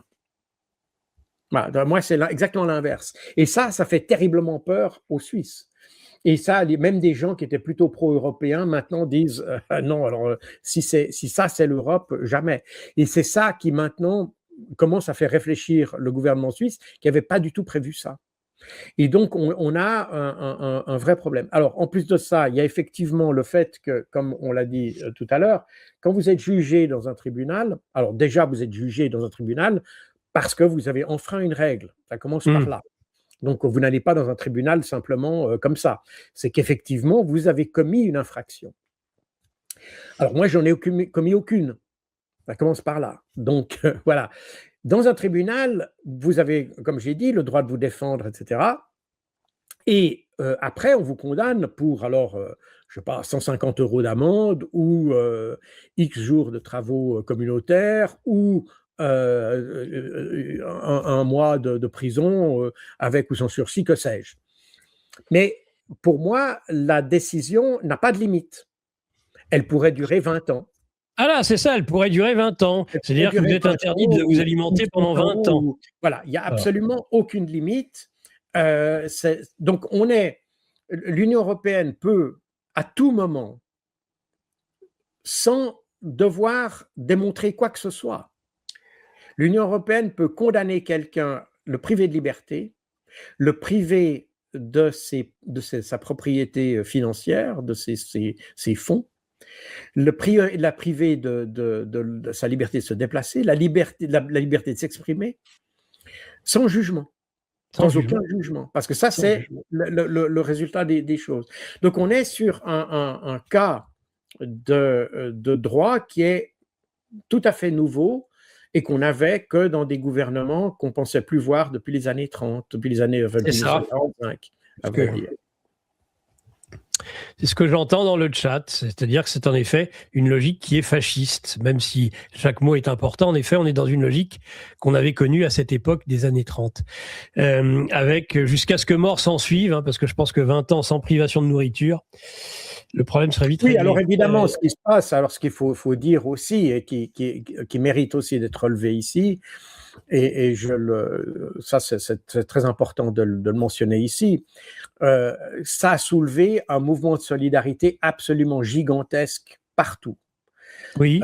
J'ai reçu des messages de solidarité et des initiatives de solidarité, des gens qui ont fait des pétitions depuis le Japon jusqu'en Afrique du Sud, depuis le Canada, depuis les États-Unis, depuis très fort aux États-Unis d'ailleurs, un mouvement de solidarité assez fort, dans des milieux que vous seriez très surpris d'ailleurs, mais je ne vais pas m'étaler là-dessus, et dans toute l'Europe, en Europe de l'Est, de Bulgarie, de Roumanie, de Pologne, d'Europe du Nord aussi, de Suède en particulier, de Norvège, beaucoup en Angleterre, en Italie énormément aussi, énormément de messages de soutien, et pas seulement des messages de soutien, mais également des manifestations de solidarité. Alors évidemment, c'est plus compliqué pour des gens qui sont en Afrique du Sud, ça l'est moins pour les gens qui vivent en Belgique. Et en Belgique, il y a eu un énorme mouvement de solidarité, des gens qui sont venus m'apporter de la nourriture, tout simplement. Donc, on voit les gens qui viennent en catimini apporter de la nourriture parce qu'on est, à vrai dire, les gens se sentent probablement un peu comme les gens se sentaient dans la résistance durant l'occupation. C'est exactement les mêmes mécanismes qui ressortent. Et vous avez, chez les Belges, ils ont toujours été des grands résistants. Et vous avez exactement ce phénomène qui se manifeste. Et vous avez des gens qui sont venus m'apporter, qui sont vraiment des gens que je ne connaissais pas du tout d'ailleurs. Oui, bien sûr. De la nourriture, qui sont venus m'offrir, etc., etc. Donc, on voit que il y a eu les messages de soutien sont énormes. Alors, comme je suis actif sur aucun réseau social, même pas sur LinkedIn d'ailleurs, où j'ai mon CV qui est dessus, mais je suis pas du tout actif sur LinkedIn, donc les gens m'excuseront de pas répondre parce que je suis totalement inactif là-dessus. Et puis actuellement, j'ai bien d'autres chats à fouetter que d'être sur les réseaux sociaux, donc je n'y suis pas du tout sur aucun réseau social d'ailleurs. Et par conséquent, j'ai pas eu l'occasion de remercier tous ceux qui ont manifesté leur soutien, mais il y a eu un énorme élan de solidarité et qui se fait. Et vous voyez, c'est intéressant. Par exemple, en Belgique, il y a des gens qui spontanément ont écrit, d'ailleurs, à la RTBF, donc à la télévision belge, pour savoir pourquoi mon cas n'était pas du tout mentionné. Et effectivement, dans les médias officiels, comme en France d'ailleurs, on n'en parle absolument pas. Et je connais de la famille, enfin je ne connais pas de la famille, j'ai de la famille en France, ils m'ont dit, bah, ton cas, on n'en a pas du tout entendu parler dans les médias. Alors c'est sur les médias alternatifs, alors qui seront du coup déclarés pro-russes, hein, qu'on parle de ces cas-là, mais les médias traditionnels ne le mentionnent pas du tout.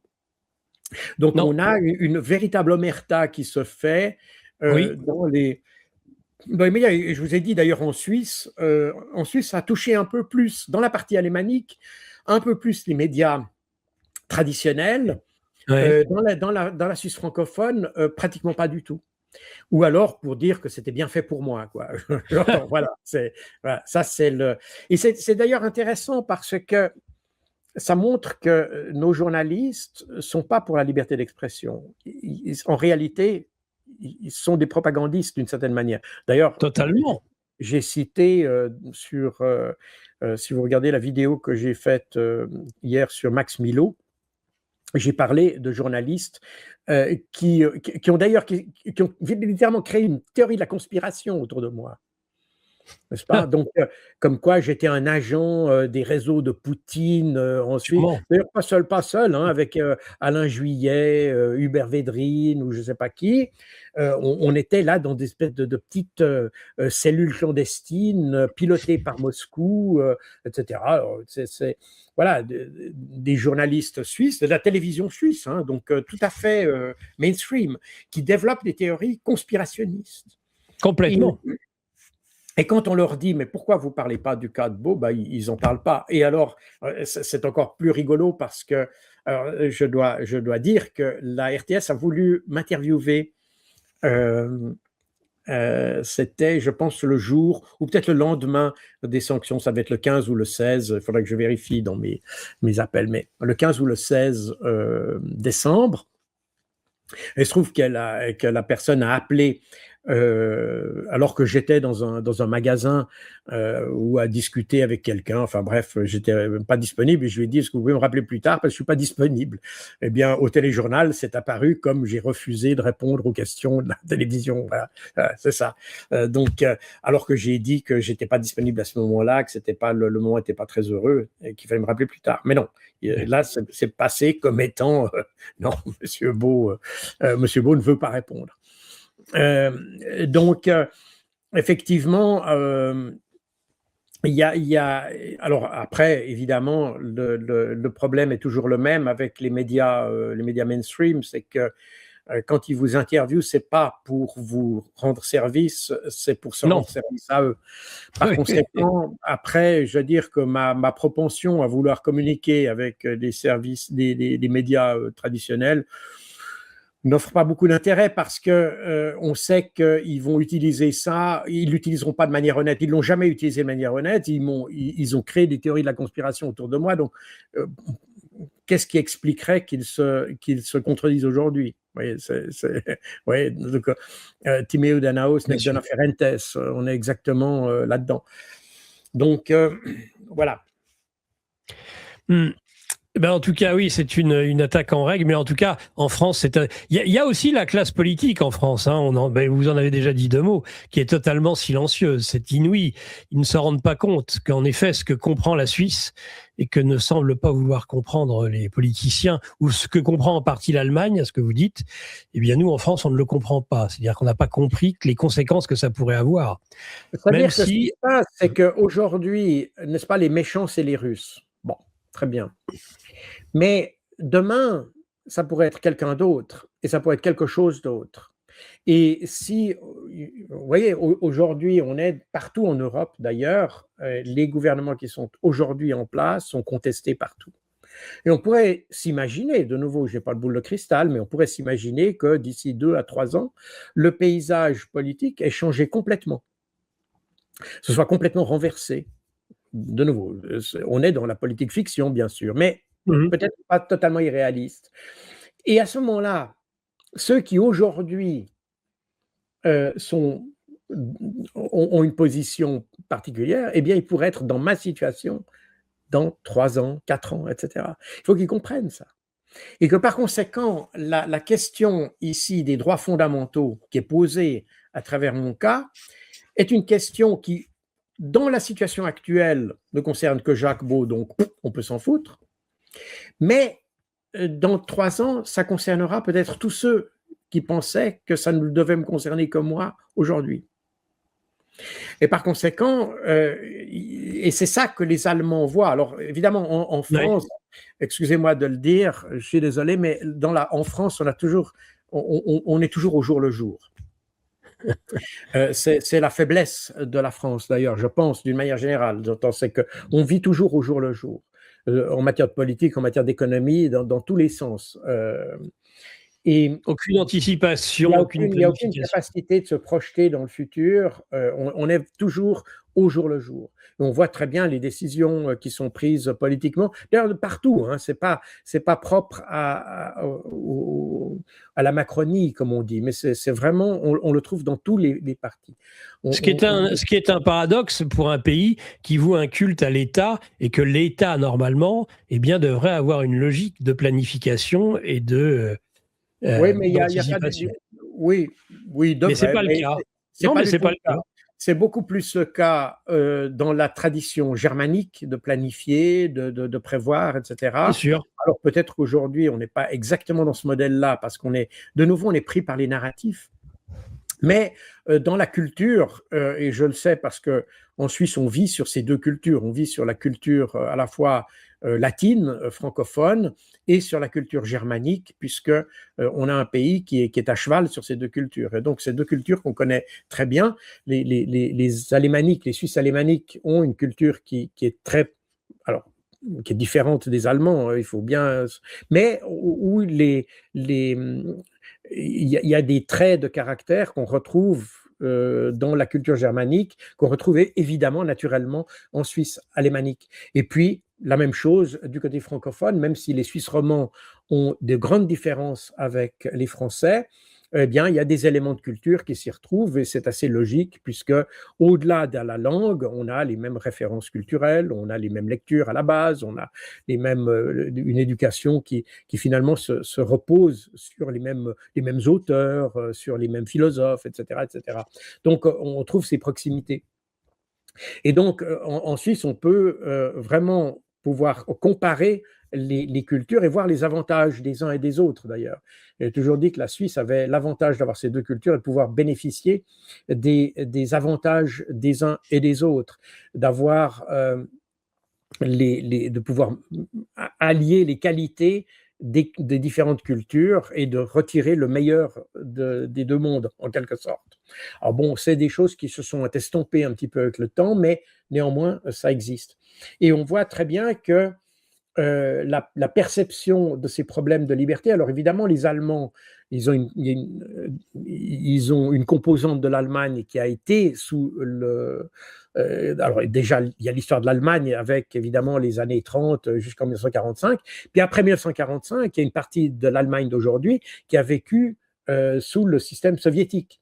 Par conséquent, on a un pays qui est extrêmement sensible à ces questions de liberté, des questions de pouvoir de l'État, etc., etc. Il y a une sorte d'hypersensibilité là-dessus et qui se développe et qui d'ailleurs est très marquée en Allemagne, enfin en ex-Allemagne de l'Est, si vous voulez, dans les Länder de l'Est du pays. Et c'est d'ailleurs là que vous avez les partis qui sont les plus, entre guillemets, souverainistes, quelque part, qui se développent. Hein. Ça vient du fait que ces gens, ils ont été sensibles à la dictature des années d'après-guerre. Et aujourd'hui, eh bien, ils essayent. Il y a le mouvement opposé qui se fait. Donc, on est sur quelque chose d'assez particulier, même si, évidemment, le discours habituel est taxe, parce que dès que vous êtes plus ou moins souverainiste, vous êtes taxé d'extrême droite, etc., etc. Donc, de nouveau, le curseur se déplace en fonction du narratif et ça perturbe un peu la perception. Mais quand on observe attentivement la manière dont les Allemands perçoivent la situation, notamment avec l'Union européenne, etc., on sent qu'il y a cette hypersensibilité qu'on trouve en Allemagne de l'Est par rapport à des pays. Et d'ailleurs, qu'on retrouve de manière assez incidemment dans d'autres pays européens aussi, hein, de l'Est, en Europe de l'Est. Il y a vous avez en Pologne, par exemple, des mouvements qui sont assez forts.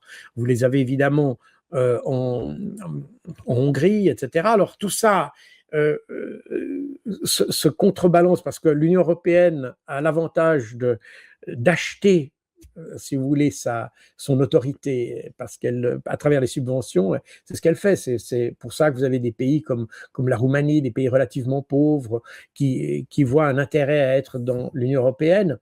Mais les mouvements, entre guillemets, souverainistes deviennent de plus en plus importants parce qu'ils s'aperçoivent qu'il y a leur identité nationale qui est finalement phagocytée par Bruxelles. Donc ça pose un certain nombre de problèmes et c'est pas pour rien que j'ai reçu beaucoup de soutien de pays qui voient ce problème-là. Et pas, d'ailleurs, assez curieusement, pas de Hongrie, par exemple, mais d'autres pays qui sont beaucoup plus, disons, à qui on prête des liens beaucoup plus forts avec l'Union européenne, comme la Ben, Pologne. bien sûr. Vous êtes la voix vous êtes une des voix, une des grandes voix de ceux à qui on intime l'ordre de se taire, qui ne sont pas représentés dans les Voilà, alors, médias.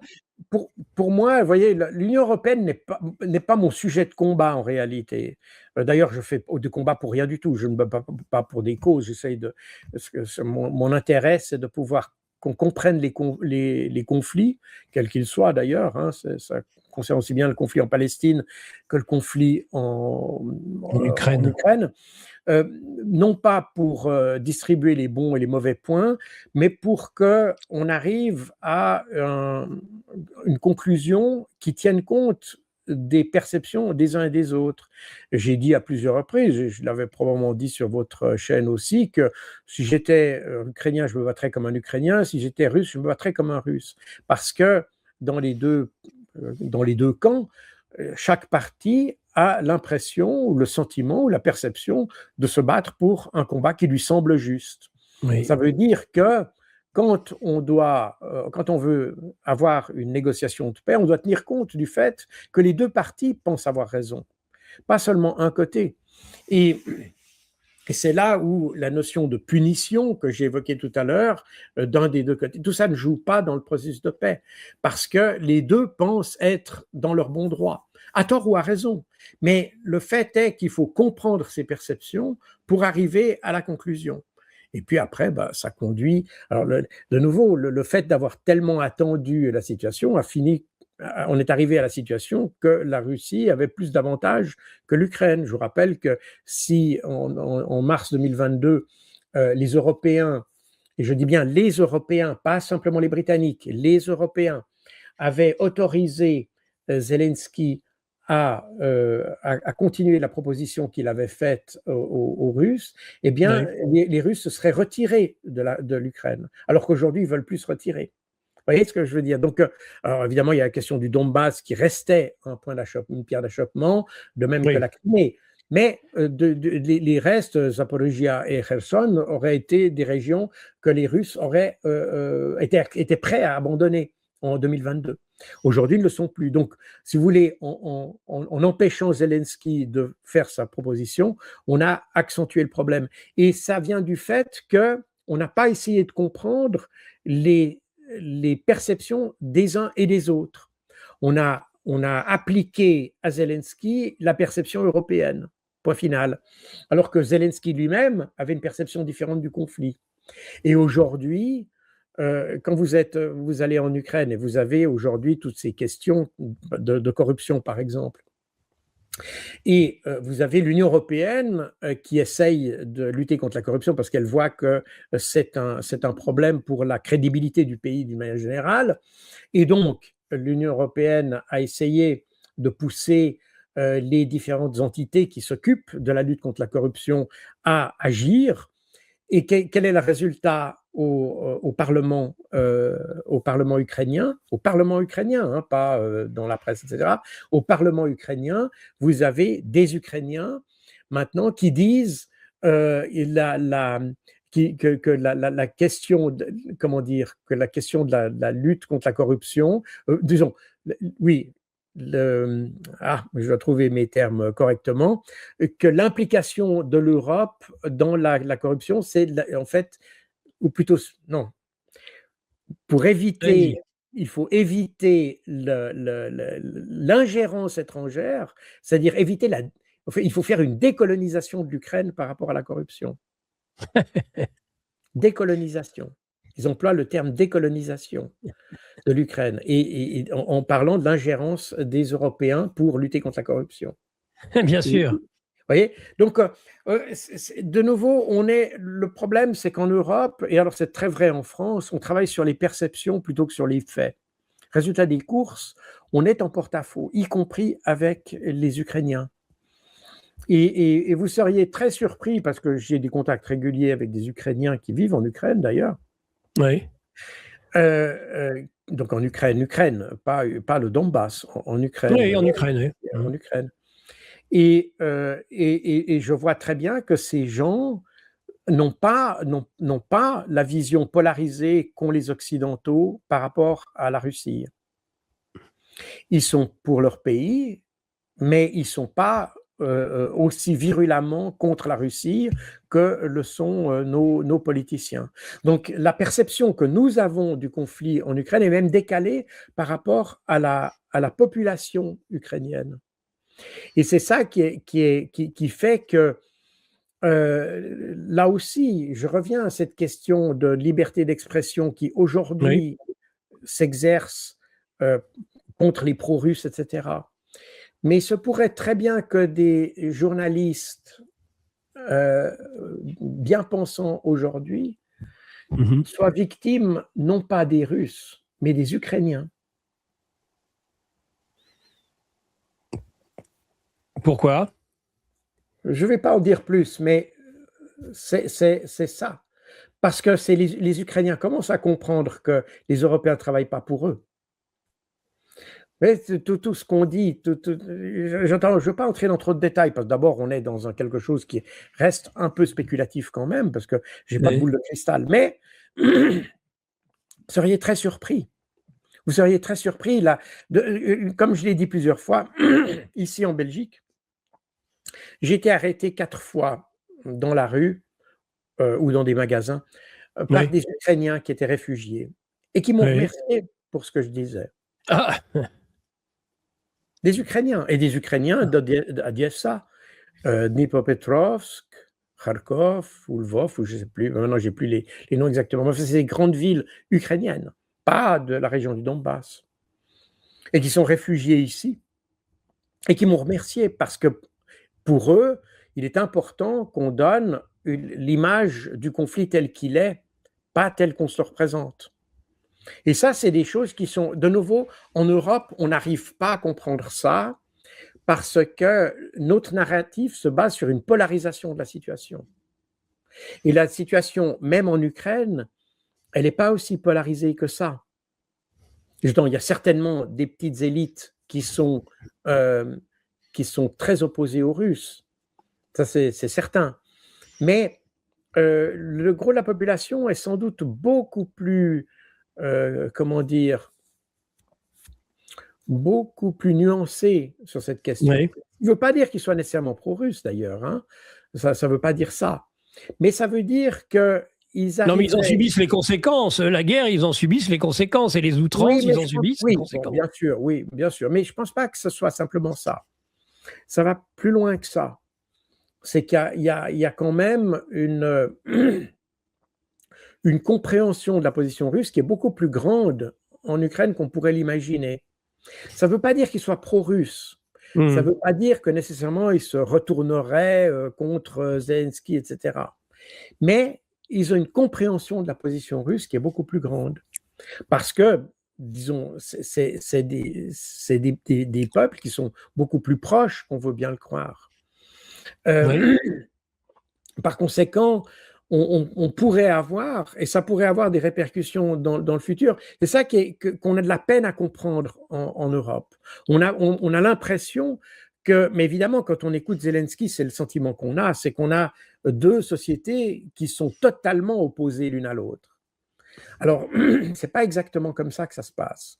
La grande majorité de la population ukrainienne, elle soutient le gouvernement ukrainien parce qu'ils sont ukrainiens, mais ils ne sont pas aussi farouchement opposés aux Russes qu'on pourrait l'imaginer. Et c'est pour ça que vous n'avez pas, d'ailleurs, dans les territoires qui ont été occupés par la Russie, vous n'avez pas eu de grands mouvements de résistance, par exemple, que Zelensky avait esquissé en 2023 lorsqu'il pensait faire sa grande offensive pour gagner la mer d'Azov. Il parlait de cette grande offensive avec 1 million d'hommes et puis des mouvements de résistance, des mouvements de partisans sur les arrières des arrières russes. Eh bien, il n'a jamais eu ça, ni l'armée d'1 million d'hommes, ça il l'a jamais eu, mais il n'a jamais eu non plus les grands mouvements de partisans derrière. Il y a eu des petites poches de résistance, elles ont existé, j'en ai expliqué dans mes livres, donc elles existent, elles ont existé. Aujourd'hui, elles semblent avoir été réduites, pour employer cet euphémisme, mais il n'y a jamais eu de grands mouvements partisans parce que la relation qu'il y a entre Russes et Ukrainiens est une relation qui est beaucoup plus subtile que celle qu'on imagine en Europe. Et d'ailleurs, vous savez, tout ça, on a toujours l'impression que les choses sont toujours blancs et noirs. J'avais vu une vidéo assez intéressante sur YouTube d'ailleurs, sur des Allemands lorsqu'ils ont occupé la France en 1940. Et ils n'ont pas toujours été accueillis méchamment. Les Français n'ont pas toujours été, et je ne parle pas ici de collabos, hein, on est en mai 1940, quand les troupes allemandes entrent, les gens n'étaient pas nécessairement totalement opposés. Il y a d'autres facteurs qui viennent jouer. Je ne pense pas que c'est les Français qui ont bien accueilli les Allemands étaient des nazis. Et je ne pense pas non plus d'ailleurs que tous les soldats allemands qui sont entrés en France étaient des nazis. Donc, les choses sont beaucoup plus nuancées qu'on veut bien le dire. Alors après, évidemment, pendant l'occupation proprement dite, il y a eu, les choses se sont un peu plus polarisées, bien entendu. Il y a eu voilà. Et si vous allez voir mon exposition, l'exposition que j'ai faite au château de Morges entre Genève et Lausanne, et qui illustre très bien la guerre clandestine dans la résistance, dans la guerre clandestine en Europe, pourrait-on dire, avec le rôle des services secrets, notamment suisses, dans l'architecture de cette résistance un peu partout en Europe. Si vous allez voir ça, vous verrez évidemment que les choses sont très claires, les choses se sont décantées assez vite, mais on est surpris de voir que les peuples, on dit souvent que les guerres, c'est des leaders ou des chefs qui se détestent et qui font la guerre avec des gens qui, eux, ne se détestent pas.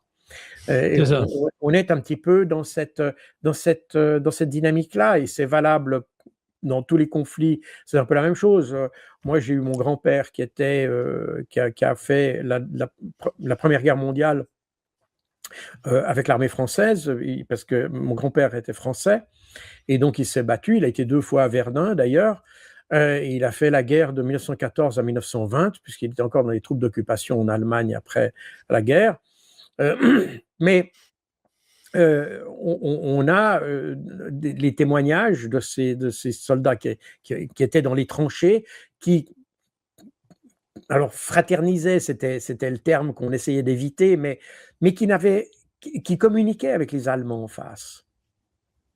On n'était pas, c'est les soldats eux-mêmes, et on a ces exemples de ce Noël 1914 où il y a des soldats britanniques et des soldats allemands qui font un match de football sur la ligne de front, hein, qui a été rapidement interdit parce qu'il fallait éviter justement la fraternisation. Et il y a eu des démarches très claires dans l'armée française pour interdire tout acte de fraternisation.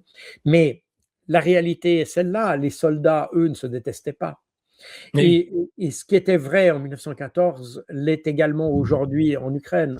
On serait très surpris de voir que, alors il y a des fanatiques, bien sûr, il y en a certainement des deux côtés, il y a des gens qui se battent certainement sans pitié d'un côté comme de l'autre, mais je pense que la grande masse des gens qui sont sur le front ne sont pas des gens qui en veulent nécessairement aux soldats qu'ils ont en face d'eux.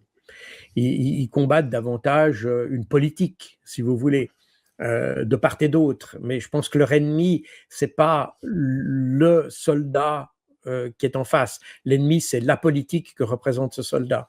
Et comme d'ailleurs, comme les soldats, comme les poilus durant la Première Guerre mondiale, ils se battaient plus contre le Kaiser que contre le Hans ou Fritz qui était en face. Voilà, c'est aussi simple que ça. Et on a exactement la même situation aujourd'hui, et c'est sur ces forces-là que devrait s'appuyer aujourd'hui un processus de négociation, etc. Et c'est la raison pour laquelle c'est toute la démarche que je fais d'ailleurs dans mes livres. Parce que si vous lisez, vous verrez que tout ce que raconte ou tout ce qu'a dû raconter la France pour pouvoir me mettre sur la liste des sanctions, eh bien tout ça tombe en poussière littéralement. Parce que si vous lisez mes livres, vous verrez que j'ai dit exactement l'inverse que ce que disent les conspirationnistes. Oui. Donc on est exactement là-dedans. Et en fait, ce qu'on condamne à travers mes sanctions, c'est qu'on condamne un discours qui cherche à avoir la paix et non pas un discours qui essaye comment dire, d'envenimer les choses. Pas du tout. Vous venez de résumer la situation, je pense, colonel Beau. Des 1h30 d'entretien, d'échange, je pense que cette interview arrive à sa fin. On va vous souhaiter beaucoup de courage, beaucoup de soutien dans le chat. Je suis Jacques Beau, qui revient souvent. Je suppose que vous avez ça un petit peu partout dans les soutiens. Oui, maintenant, il y a même des pins qui se font. Je suis Jacques Beau. Il y a des pins qui se font, évidemment, surtout en Suisse, qui se sont faits. Il y a des manifestations qui ont été faites. Je suis Jacques Beau. Alors bon, c'est pas on déplace pas des millions de personnes dans les rues. D'abord, la Suisse n'est pas un pays qui est connu pour ses manifestations. Ça commence par là. Donc tout se fait de manière beaucoup plus, j'allais dire presque familiale d'une certaine manière. Mais le soutien est là. Il y a énormément de soutien un peu partout. En Italie aussi, dans l'armée italienne, j'ai beaucoup de contacts. Par mon passé, j'ai travaillé avec beaucoup de militaires italiens. Ouais. Dans les chats, on lit il nostro colonnello svizzero, notre colonel suisse. Donc, ça montre bien que un peu partout, les gens ont compris de quoi il s'agissait. Je pense qu'en fait, il y a une sagesse populaire qui voit où sont les problèmes et qui essaye de dépasser le narratif, qui essaye d'aller au-delà. Et je pense que d'une manière générale, la population européenne, même si on essaye d'entretenir une russophobie, je pense que la population est très largement en faveur d'une résolution de ce conflit. Et donc, les paroles, et d'ailleurs, quand vous lisez les commentaires qui sont sous les différentes vidéos que j'ai faites, eh bien, les commentaires vont dans cette direction. Ils disent, Monsieur Beau, il essaye d'accommoder la chèvre et le chou, il essaye d'avoir un discours équilibré. On essaye d'expliquer les choses, pas d'alimenter le narratif de l'un ou de l'autre, mais au contraire, c'est pour ça que j'utilise des sources américaines ou ukrainiennes. J'ai pas besoin d'utiliser des sources russes, à vrai dire. D'ailleurs, vous pouvez vous poser la question aussi à partir de là, c'est-à-dire que quand vous essayez d'avoir un langage qui est équilibré, qui est reconnu comme étant équilibré, il reste considéré comme la propagande. Ce qui veut dire qu'il y a un vrai problème chez nous. J'ai toujours évité, j'ai toujours refusé d'apparaître lorsque des médias russes m'ont demandé des invitations. Alors, ils ont probablement repris des interviews que j'avais fait sur d'autres médias indépendants, etc. Mais moi, j'ai toujours refusé d'être sur les médias russes pour éviter justement que mon discours soit interprété comme de la propagande. Et j'ai expliqué ça d'ailleurs aux journalistes russes. Donc, on est dans une situation où le fait d'avoir un discours qui est le plus objectif possible devient de la propagande. Donc, et quand vous le regardez comme ça met encore davantage l'accent sur le travail que je fais. J'entends. L'effet est totalement inverse. L'impact des sanctions est en fait à attirer les projecteurs sur moi plutôt qu'au contraire dissuader les gens. Alors, ça m'empêche de manger, mais ma notoriété est d'autant plus grande. Et d'ailleurs, un peu partout, vous avez des gens qui m'ont dit « Maintenant, vous êtes un héros ». Avant, je n'étais pas un héros, j'étais simplement un analyste. Mais maintenant, tout d'un coup, pour beaucoup de personnes, voilà, je suis un héros parce que je suis condamné pour des idées et ça, c'est quelque chose qui passe très mal dans la population. Donc, on est dans un calcul qui est très mauvais à terme et qui va s'accentuer avec le temps. Vous voyez ? Surtout aux États-Unis, j'ai fait quelques interviews. Les gens ont été absolument outrés par ce qui se passe. Mais ça, j'avais des informations, vous concernant, venant des États-Unis, comme quoi vous étiez en train de pénétrer justement ce milieu américain et que vous aviez de plus en plus de notoriété. Et c'est vrai que ces sanctions arrivent au point où alors ça va la démultiplier. Alors, c'est évidemment, aux États-Unis, les gens ont toujours reconnu que j'avais un discours mesuré. Et les Américains ne sont pas particulièrement russophiles d'ailleurs, mais ils ont peut-être un peu plus de distance. Et puis, il y a aussi une tradition analytique aux États-Unis, et j'ai beaucoup de contacts avec des gens qui ont été dans les services. Hein. J'ai fait une carrière assez longue qui m'a mis en contact tout au long de ma carrière avec les services secrets de différents pays. J'ai donné des coups de main un peu partout aussi. J'en ai reçu et j'en ai donné, discrets mais réels. Et donc mon nom n'est pas inconnu. Hein. Je vous rappelle que déjà dans la guerre du Golfe, les soldats américains utilisaient un manuel que j'avais fait pour le déminage. Donc on était il y a 35 ans déjà. Donc tout ça, c'est des choses que les gens connaissent et qui aujourd'hui prend une dimension particulière parce que pour les États-Unis, le fait de sanctionner la liberté de penser, la liberté d'expression, Oui. la liberté de presse, ça sont des choses qui, pour les Américains, on touche au sacrilège. Et c'est, d'ailleurs, on l'a vu, hein, tout récemment, il y a de nombreuses manifestations aux États-Unis, des manifestations du gouvernement, qui témoignent d'ailleurs de cet attachement des États-Unis à ces principes. Par conséquent, je pense que l'Union européenne a en fait choisi le mauvais cheval.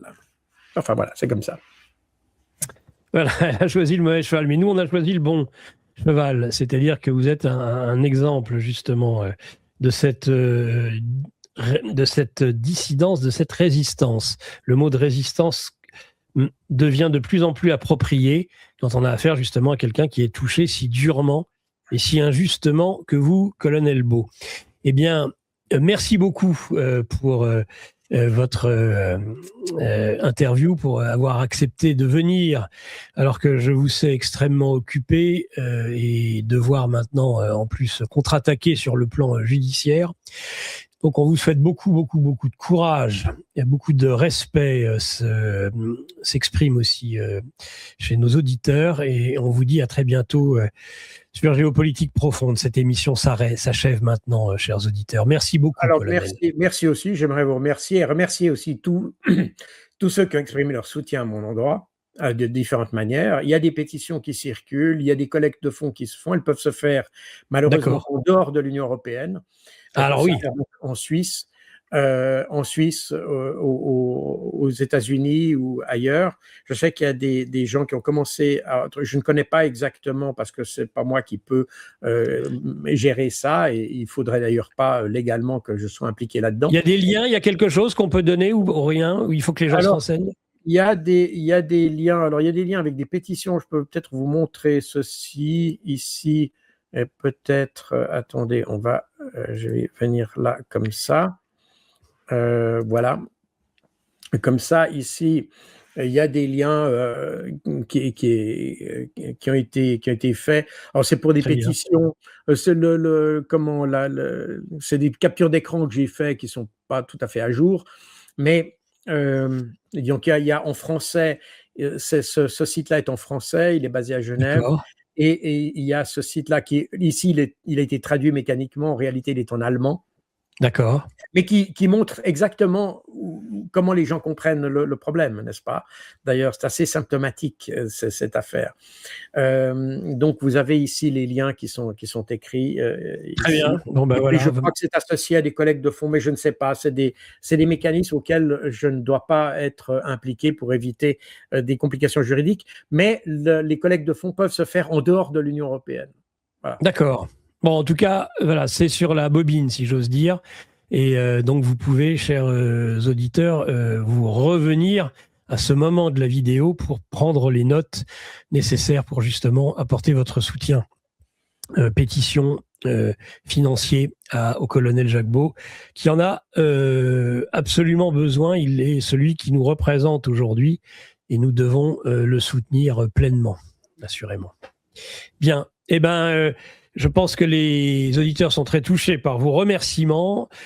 Voilà. On vous remercie, nous, beaucoup pour vos participations depuis des mois maintenant sur GPTV, tout comme Xavier Moreau, même si la situation n'est pas la même, que nous avons eu la semaine dernière. Et nous avons eu la chance de vous avoir. Et on espérait ça depuis un moment déjà. Merci, colonel. Un grand merci. Au revoir.